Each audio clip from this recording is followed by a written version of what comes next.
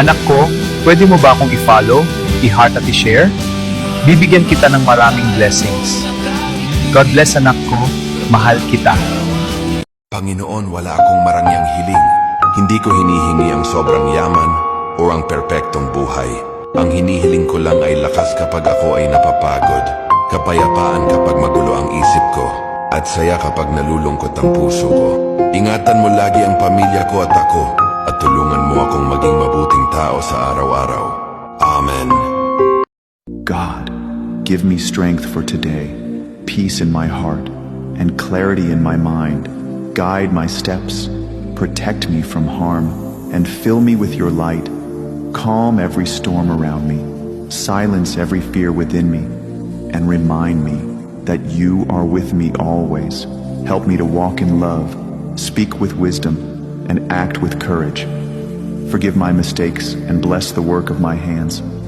Surround me with your favor and keep me safe under your wings. Thank you for your endless grace and mercy. In your name, I pray. Amen. Verse of the day. It is well with the man who deals generously and lends, who conducts his affairs with justice. Psalm 112:5 ESV. God bless you all. Keep safe, everyone. Anak, nakikita ako ang mga pangarap at hangarin mo. Kapag ang puso mo ay nagtitiwala sa akin at ang mga plano mo ay mabuti, tutulungan kitang matupad ang mga ito sa tamang panahon. I-follow at share mo ito, anak, kung mahal mo ako at naniniwala ka sa akin. Dear God, as I get ready to go to sleep tonight, I want to thank you for this day. It wasn't perfect, and it wasn't easy. But I know how blessed I am. I know that you're helping me along the way. I know you love me. And that's more than enough. In Jesus' name, amen. Panoorin mo ito hanggang dulo. May magbabago sa buhay mo.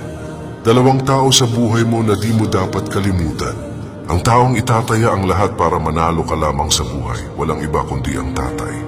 Ang taong kasama mo kapag may problema at nasasaktan ka, yun ay walang iba kundi ang ating nanay.